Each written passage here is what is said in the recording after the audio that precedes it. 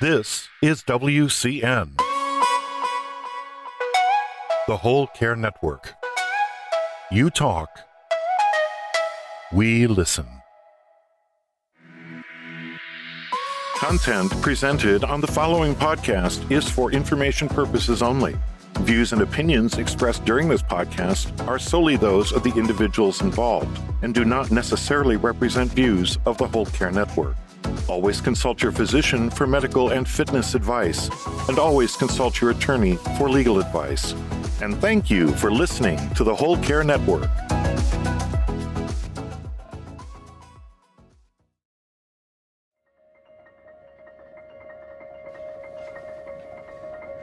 Have you ever met anybody that has caregiving on their bucket list of things to do in life? Beyond caregiving, how do we care? We also have to care for ourselves. How do we treat friends, family, strangers we meet? Forget it. How do we heal? The physical, social, financial, spiritual.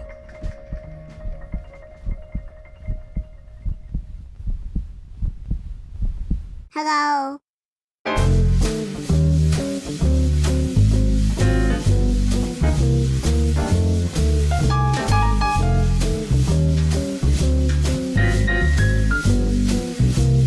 By creating healing ties.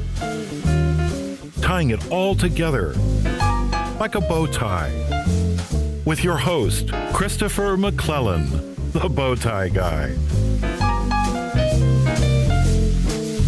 Well, greetings, everyone, and long time no here. It is Chris McClellan, the bow tie guy, for another episode of Healing Ties, but this is Healing Ties 2.0. So I appreciate all my former listeners and new listeners coming back to Healing Ties. Now, as you know, I think it was about August of 2019 when I signed off on Healing Ties, and I said, well, this is going to be my last podcast with Healing Ties. That actually was with Liz O'Donnell from Working Daughter. That was just a great podcast in and of itself. Liz is a terrific caregiver advocate. But, over the past year and a half, as a lot of people's lives have changed, and a number of inquiries about when are you doing Healing Ties again? It was such a good show. And I know you want to do Aging Gayfully, but what about Healing Ties? And the more I thought about Healing Ties and thinking about, goodness, where 2020 has gone with COVID-19 and where my life has gone as it relates to podcasting and expanding the Whole Care Network, I thought, those people that are kind of tickling me to get back to doing Healing Ties, why don't we go for it? And one of those persons who has been tickling me about doing Healing Ties and really has kind of spearheaded me to get back into podcasting and broadcasting, and as we're growing the Whole Care Network, which we'll talk about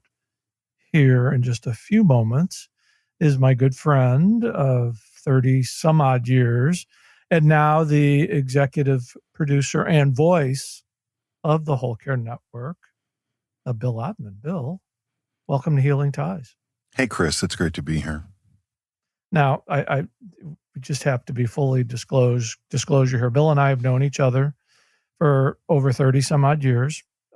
We know all the good sides and the bad sides of each other, and they all equal themselves out. But the great thing about this, after reconnecting after a number of years, is it's kind of like tying a shoe. You can pick up where you left off, and you can move forward and celebrate the past and create new memories. And that's what we're doing here, is we're rebooting Healing Ties 2.0 and expanding the Whole Care Network into video and to a streaming online 24/7 radio service in 2021. But Bill, enough of me. I'm going to put you on the spot and let our listeners know I've been doing Healing Ties now for 5-6 years. but let our listeners know a little bit about you and your background. And then we'll get into the nitty gritty of what we're going to be doing with Healing Ties. Well, first, I just want to be sure that we clarify something here, the good and the bad. I am a perfect angel. Perfect in every way. Okay, right? Lucifer. Oh, that angel. That angel. Oh. Well, no, I'm really, really glad to be here and to be working with you. We reconnected again at the end of February of this year and into March, just as COVID was making itself present in our world. And I'm really excited about where you want to take the Whole Care Network and where you want to take this show, Healing Ties. I'd, of course, talk to you in 2015, I think, 2014, 2015, where you were just, I think, getting started with the podcast and you had written your book and all that. And so this is kind of nice that the circle is kind of coming together in all of this. For myself, I've spent the better part of about 35 years in information technology. And I most recently was in information technology with a major Catholic healthcare system here in the Midwest. Was with them for 22 years. About the last 14 of that, I was the regional chief information officer for one of our 4 regions. So I got the opportunity to work not just with hospitals and physician practices, clinics, but I also had the pleasure of working in home care and hospice for all of that time. And then towards the end of my tenure, about the last year or two, began working with our long-term care facilities up in Wisconsin. So I have a pretty well-rounded healthcare background when it comes to not just IT, but I think some clinical knowledge as well. I'm by no means a doctor, but we in information technology have to be concerned about what happens on the clinical side, and particularly with patient care, because so many of our systems these days collect data and present data that people make decisions on. So it has to be accurate and available, and it has to be usable and all that stuff. That's kind of my background. You and I, when I was working as a PC tech, for the Archdiocese of St. Louis. So that goes. Yeah, that's going back into 1987, 88. I was working. No, it's closer to, it was 89, 90, I think. Something like that. When I started working with them. Yeah. So we're, we go back quite a long. Yeah, I was working at Catholic Charities as the director of the Dial Help program. And one day Bill just marched into the office and wired up the computers. The first time that the information and referral service went to computers. And I think that was the first time I'd ever used a computer. You think about, oh my God, that's 30 some odd. About 30 years ago. About 30 years ago. Yeah. Yeah, about 30 years ago. Yeah. So. And it's been a very wonderful friendship all these years, and it's good to reconnect. And it's also good to be able to have somebody that you're working with that that gets what you're trying to do, and you trust 100%. Because I'll just be real honest with my listeners. It's one of the reasons why I kind of dropped off of the podcasting is that the technology was just getting a little bit too difficult for me. The analogy with caregiving is it's amazing. In caregiving, you need a team to be successful, and as caregivers, we're reluctant to ask for help. Well, if I want to grow the network and take it to where I want it to go, I can't do this by myself either. And to have somebody that's come on, and we've got a couple of other folks that you'll be introduced to down the road that are playing a role in growing the network into what we believe will be a portal for everybody to come in and hear stories, gain some resources, and find some respite before, during, or after your caregiving story ends. And it's all about stories, because when we share our stories, as we'll do ourselves, we get to know that person just a little bit better, and we find out that we're not really as much different as people like to think that we are.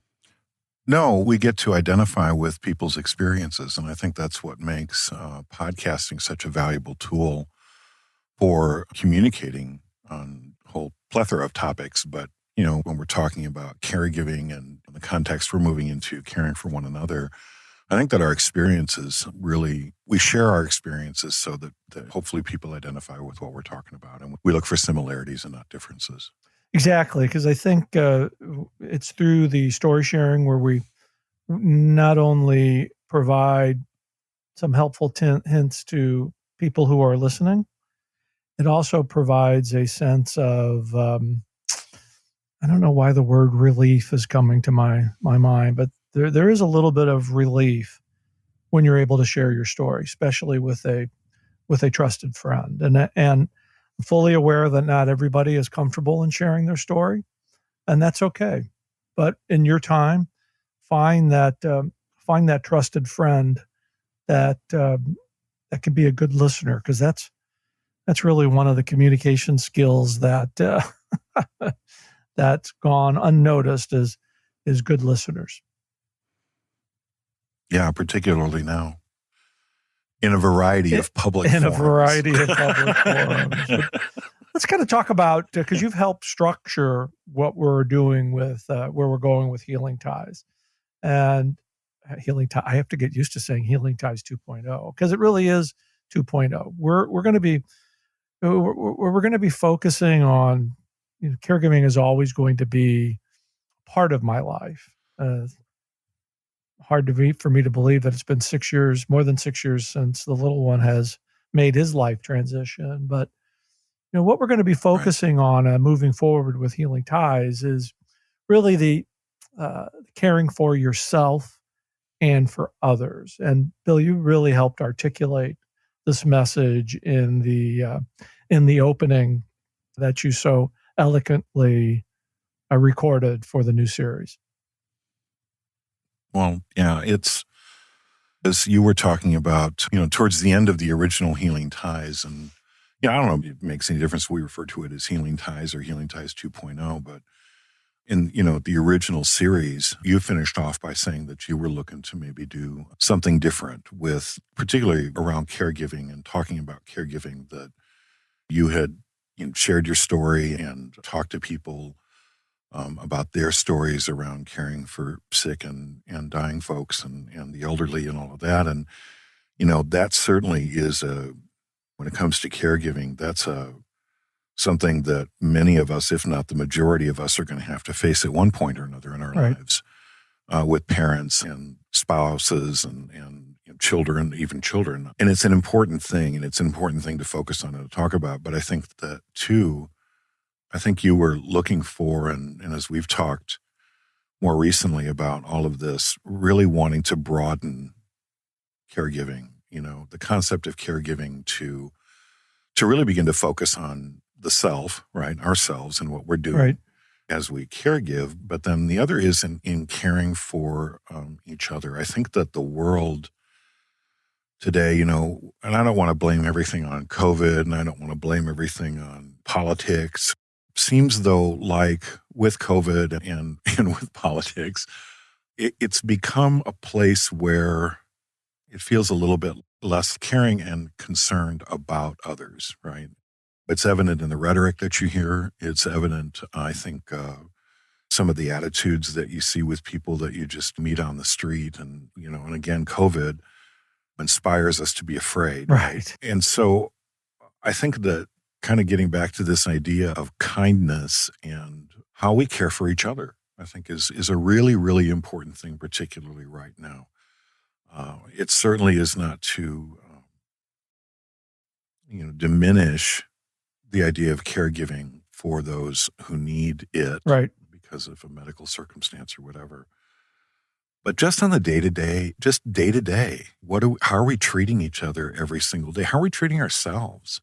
So, yeah, I think this concept of broadening the concept of caregiving and letting that be the springboard for Healing Ties for the stories we're going to hear, for the conversations we're going to have, hopefully will help people to really be happier, Right. and to live healthier lives, and build communities, rebuild communities in some ways.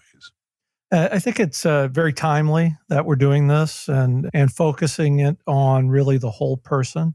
And one of the ways we're going to be doing that on the Whole Care Network is what we like to call our 4 pillars of care. And those are our physical health, our social health, our financial health, and our spiritual / holistic health. Now, sometimes we got to be careful when we say spiritual. I don't want to be, Right. I don't want to be spiritually correct or politically correct. But let's face it, the people have different opinions or different beliefs, and when it comes to spirituality, and we certainly respect that. But this is like on a holistic approach to your well-being and those acts of kindness that I think it's safe to say that often go unnoticed in the conversations that we're hearing and seeing right now in our society. Yeah, and I do want to stop and focus for a minute on the spiritual side of things, because, we're not talking about religion. Right. I think that it's safe to say that the majority of our conversations, we may have conversations where religion comes into play, because of a person's faith background or even their current faith journey. And I think those things are welcome. But I do also think that we're talking about the spirit, something that kind of sits apart from religion, at least in terms of how we care for ourselves. Religion provides a lot of comfort for a lot of people. And many religions that I'm familiar with all have tenets that deal with treating each other well and kindly. So let's hope this augments that.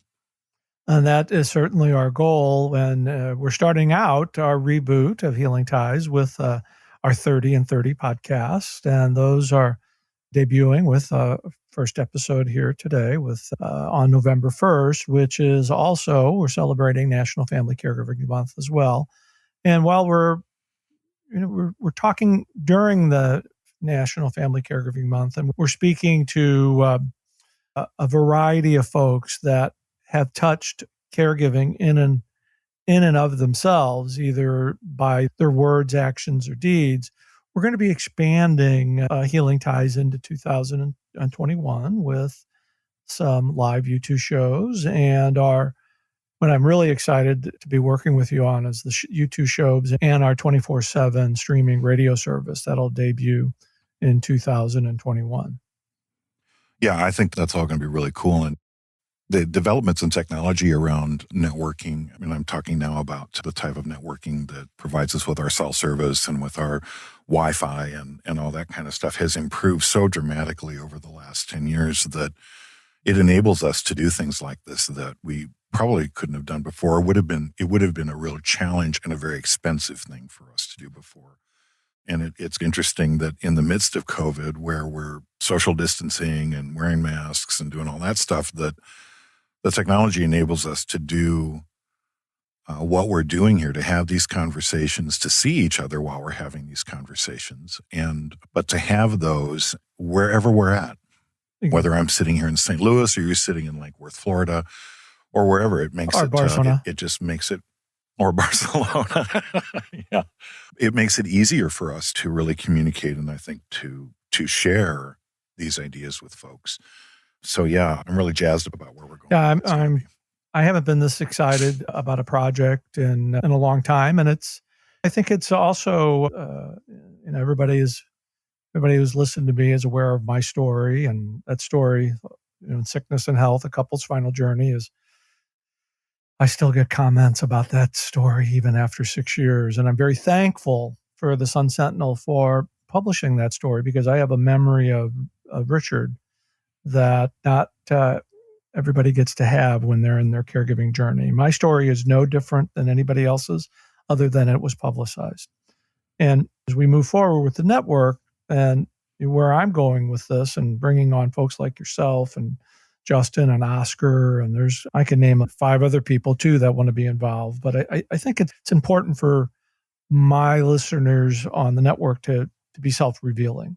I struggled with my grief And one of the things that I recognize, especially in the last year and a half, is I've been in survival mode. It was just getting through the next day.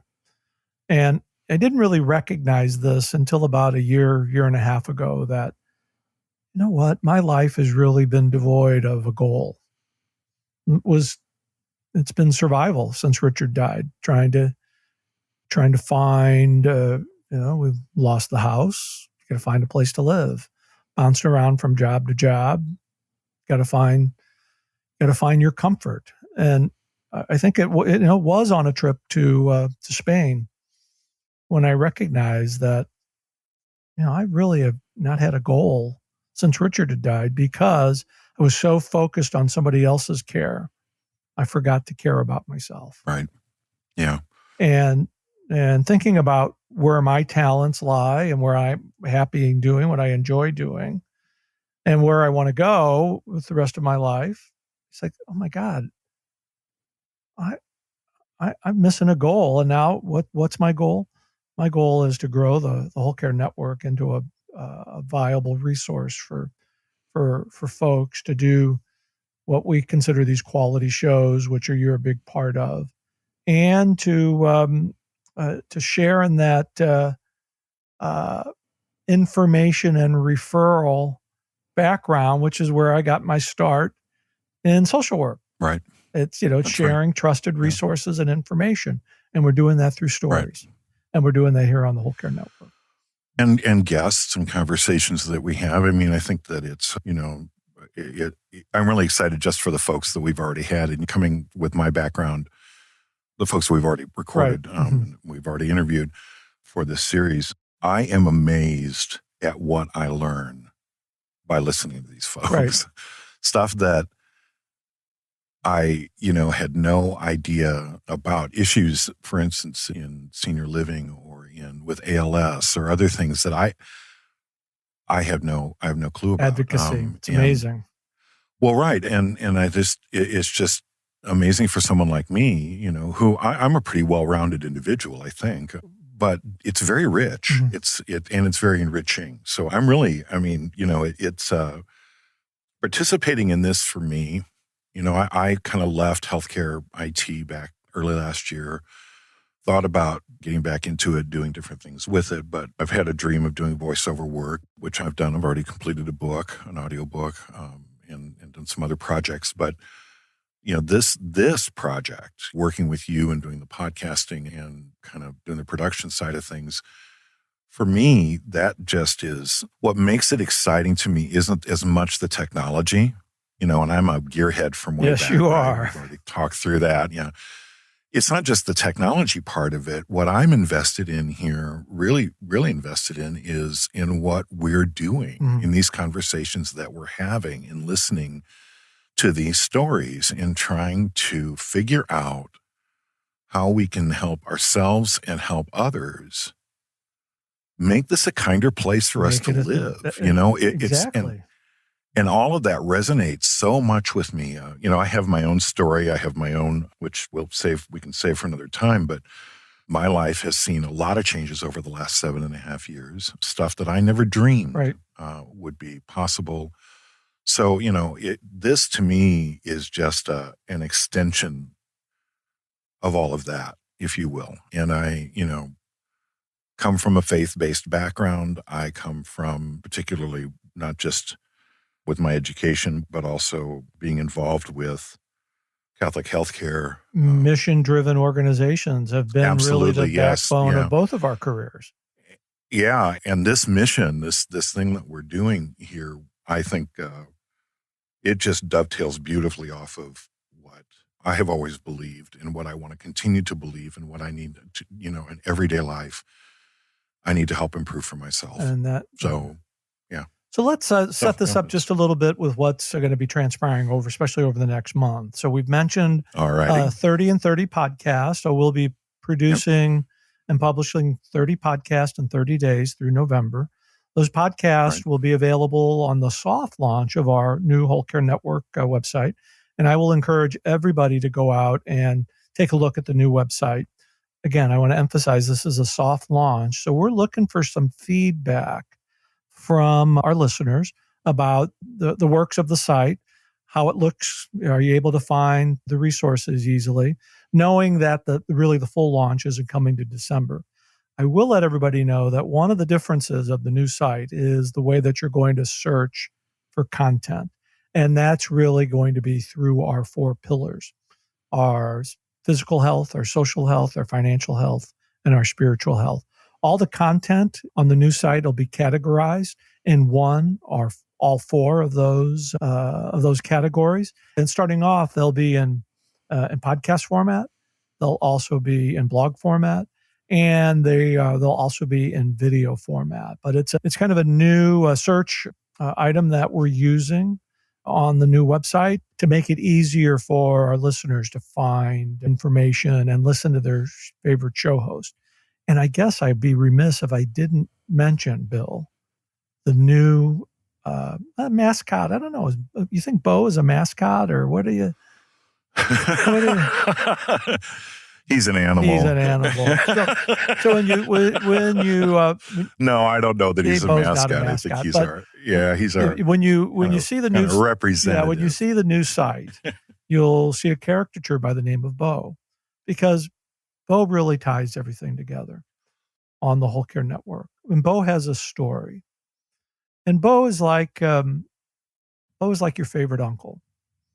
You know, he's able to provide that comforting word, or that soft hug, and let you know that he understands. And Bo is there to just to lend a different voice with a familiar face, but it comes back to tying things together so that you can live happily and healthy by caring for yourself and others. Well said. And so what we're going to do now is we're going to take a short break, and I'm going to put Bill on the spot, as I'm doing with all of our 30 and 30 podcasters. I'm going to come back and ask Bill to give me a fun fact that I don't know about him, which is, I'm really going to have to pay attention because I know a lot of facts about Bill Odman, as he knows about me, and to be able to share with our listeners. So you're listening to Healing Ties on the Whole Care Network. We will be right back. Hi, this is Stephanie Erickson, clinical social worker and author of Plan for Aging Well.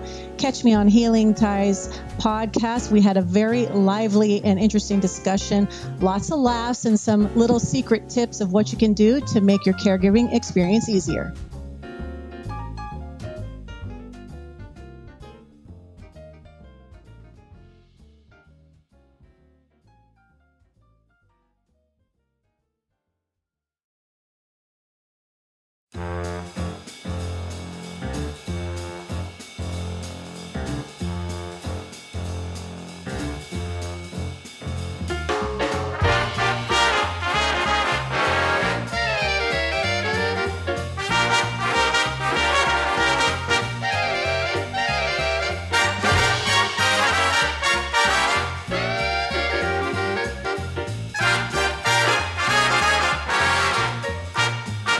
Well, welcome back, everybody. I am continuing my wonderful conversation with my lifelong friend, somebody that I trust 100%, and who is now the executive producer and voice of the Whole Care Network, Bill Odman. Bill, I told you before the break, I was going to put you on the spot. I want to know a fun fact about you that I don't know, and I'm sure you're going to come up with something that'll surprise me. I'm not sure about that. Not sure about that either, but one of the magical things about being an editor here is that if I just don't like what I have to say here, I'll just cut it out. I forgot about that right? part. Yeah, no, I can. There's a lot I can do here. I'm trying to think over the last few years when we haven't been in as much touch as we were in the past, if there's anything that's really super wood. and I cannot come up with a single thing. Now, something that people in general might not know about me, is that I'm a trained vocalist, that I did a lot of singing and was a former artistic director for the Gateway Men's Chorus here in St. Louis, and spent the better part of my first 40 years doing a lot of singing, both in a professional capacity, but then also in a ministerial capacity. So, I have that certainly in my background. I guess the other thing that people probably don't know about me is that after I got sober almost 7.5 years ago, I developed an interest in doing drag. Now I did know that. That is new since we've reconnected. That is new. That's brand. Yeah. Well, it's new to me too, because it was one of those things. I'd always enjoyed going to drag shows and doing that kind of stuff. I loved doing that, and that was always fun. And I've always appreciated the art form of it, but I never really had an interest in doing it myself until I had to go to a bingo thing. It was a big wig bingo. I'm going to get that out. Big wig. Now, isn't that a tongue twister? Right. And it was basically, a group of folks who were getting together to do bingo, and it was hosted by drag queens, right? It was, and they were in big wigs. And so I just started taking an interest in it at that point. I went in drag to that event just more as a joke than anything else, and then suddenly found myself really, really liking it and the art form. And it is an art form. I think that right. The ability to do makeup and to, and it's not, for me, it's not about being transgender or wanting that or anything else, because I'm very comfortable both in my sexuality and with my gender. It really is just more about the theatricalness of it and the ability to make, or the opportunity, I guess, that it affords me to make people laugh, which is something that I love to do. And we'll have to do a drag show. That'll be for one of our live YouTube shows in 2021. I can show up as my alter ego. Oh my God, do I have a vision? It's a vision. It's a vision. Of pure loveliness. A pure, lovely vision. Pure loveliness. So there you go. Goodness gracious, St. Ignatius. We've got we've got that on the horizon. A show on. We certainly do. Show in drag. That'd be awesome. But in all sincerity, Bill, it is not only great to be reconnected with you.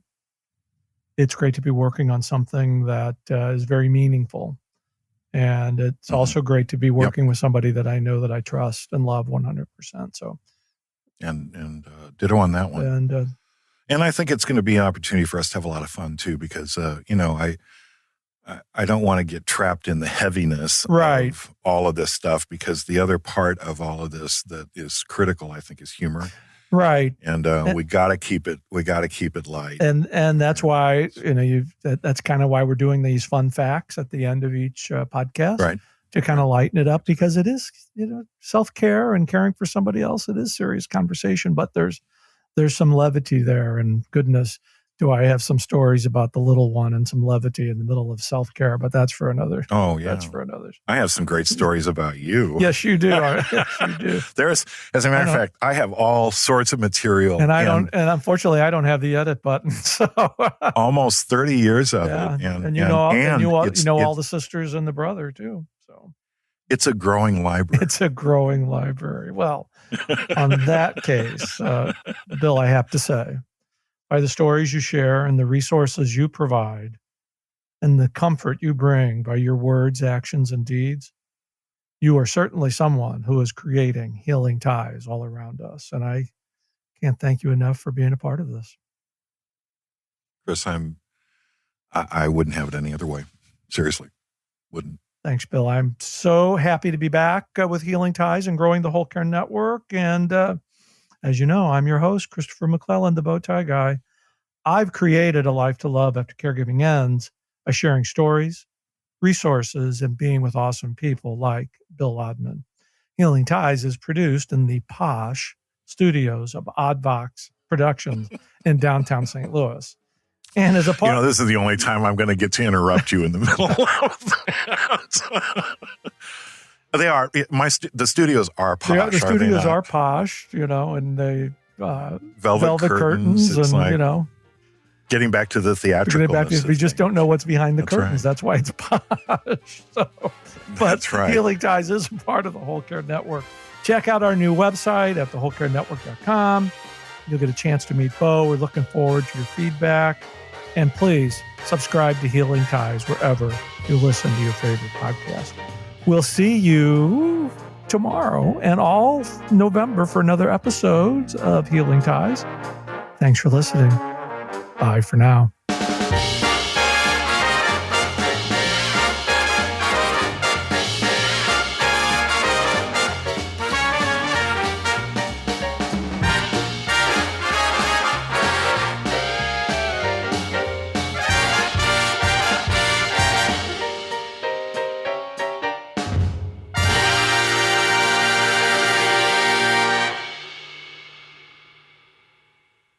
Ciao.